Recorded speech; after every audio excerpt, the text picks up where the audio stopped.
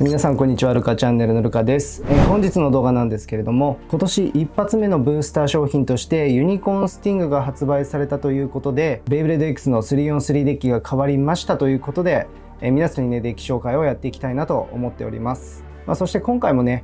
そのカスタムの特徴なんかを一つ一つ皆さんにお話ししていこうかなと思っております。前回ねフェニックスウィングが登場したということで、僕の 3on3 デッキにもねそのフェニックスウィングを入れたデッキ紹介というのをやっていたんですけども、実際大会とかに参加してきますと、皆さん大体、そのフェニックスウィングだったりヘルズサイズっていうのは、マストで入れてるかなっていう感じです。で最後のね1機が、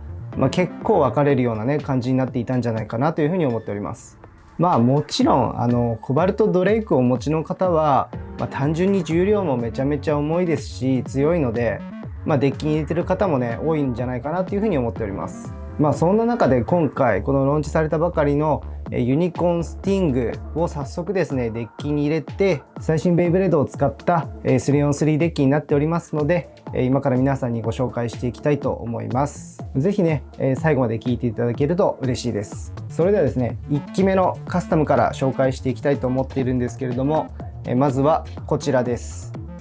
ヘルズサイズ 960B ですね。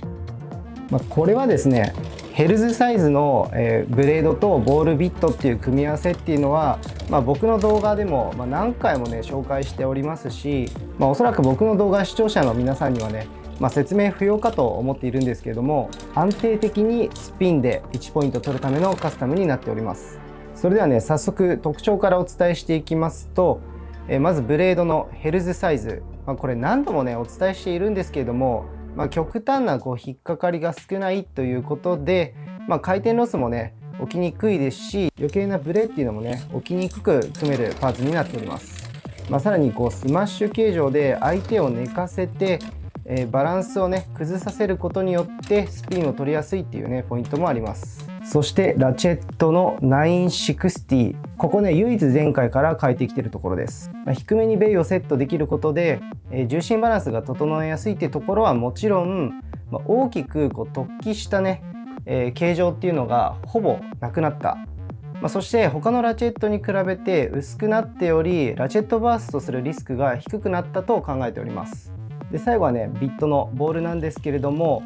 スタミナ軸としてはやっぱりねボールが最強です。姿勢を崩しても最後まで回転し続けて、粘ってくれるし、シュートしてスタジアムの中外周をね、程よく回ってくれるので、相手のエクストリームダッシュからのねアタックを回避する。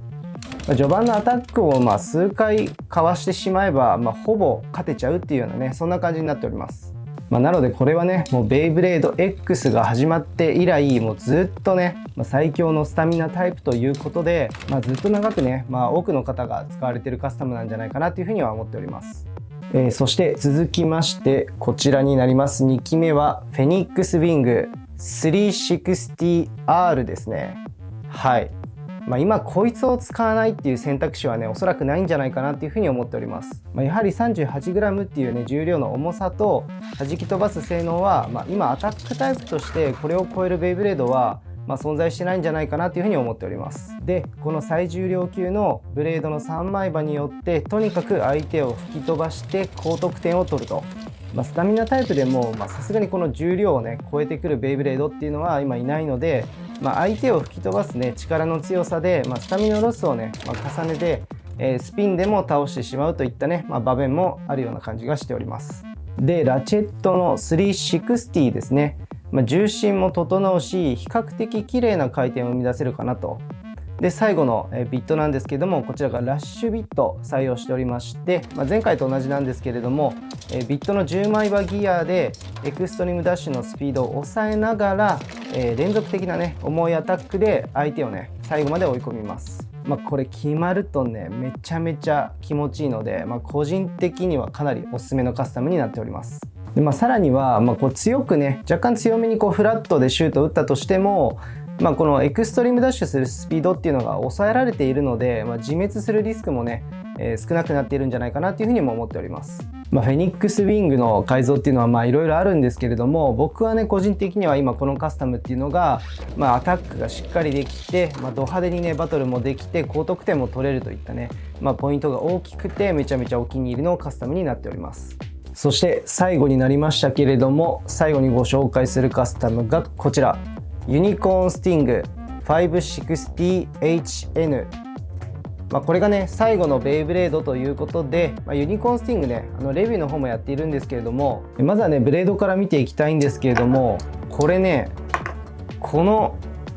形状でですよ。で肉抜きっていうのを裏面見てもらうと分かるんですけど、肉抜きも多めなのに重心バランスも悪くないし、なんなら重量はねヘルズサイズよりも重めで、そういった個体がすごくね多かった。実際手元に届いてからこの、パッと見ねこの肉抜きの多さ、こういったところを見ていたんですけれども、めちゃめちゃなんかいい意味で期待を全部裏切られたっていう感じになっておりました。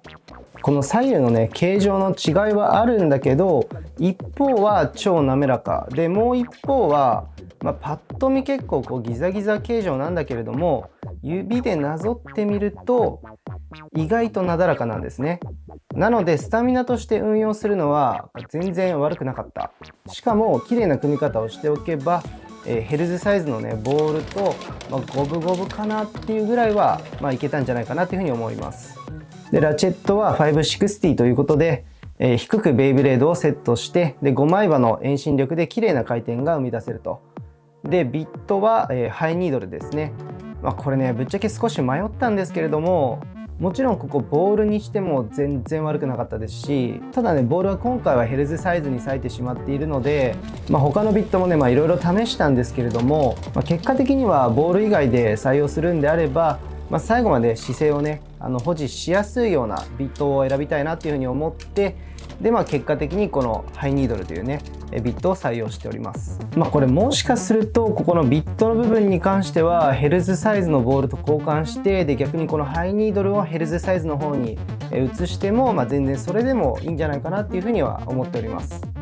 はい、ということで今回こちらのね3つのカスタムを紹介させてもらったんですけど、皆さんいかがだったでしょうか。はい、で今回はねユニコーンスティングが想像以上に良かったということで、新しい3デッキのね紹介をさせてもらいました。正直今の僕の気分としては、個人的にはアタックをガンガン使って攻めて、爽快にね勝っていきたいっていうようなね、イメージがあるんですけれども、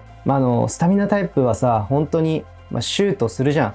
でその後相手に飛ばされないかなとかバーストしないかなとか、もうひたすらねもう祈るようにねもう見てるしかないといった感じになっていますので、ある種これもちょっとメンタル強すぎるなっていうふうには思います。今のねベイブレード X っていうのは、どちらかというとやっぱアタックタイプをね押してるような雰囲気が強く出ているので、そんな中でスピンをね1ポイント1ポイント積み重ねて取れるっていうね、その1ポイントの重みっていうのがね今めちゃめちゃ逆に強いなっていうふうに思います。はい、そんな感じなんですけど、ぜひ皆さんねコメント欄でおすすめのね 3on3 デッキですとか、カスタムの方をね共有していただけるとめちゃめちゃ嬉しいです。はい、そんな感じで今日も最後まで動画をご視聴いただきましてありがとうございます。このルカチャンネルではですねベイブレード X の最新情報から商品レビュー、それからイベントに行った際の映像だったり、